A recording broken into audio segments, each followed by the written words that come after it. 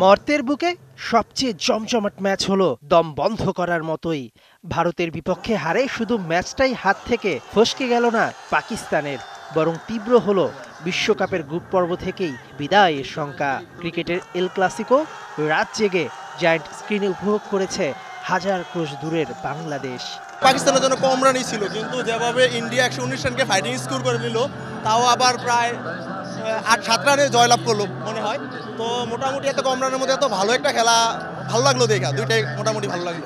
টিএসএতে যে ম্যাচগুলো হয় খুবই কম স্কোর, এটা আসলে হচ্ছে টোয়েন্টি খেলার সৌন্দর্যটা নষ্ট করতেছে।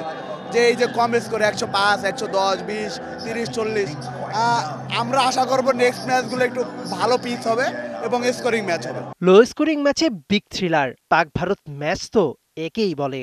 বোলারদের এনে দেওয়া সুযোগ কাজে লাগাতে পারেনি পাক ব্যাটাররা।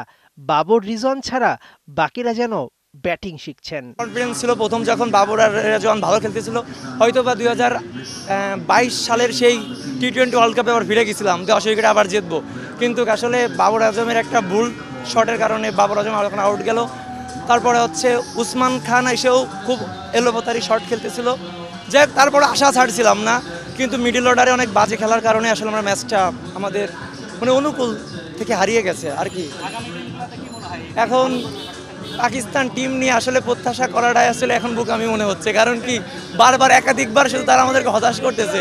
আজ তো বাংলাদেশ দক্ষিণ আফ্রিকা ম্যাচ, নির্ঘুম রাত কাটাবে তিলোত্তমা নগরী। কোটি বাঙালির প্রার্থনা থাকবে একটাই, টাইগারদের জয়।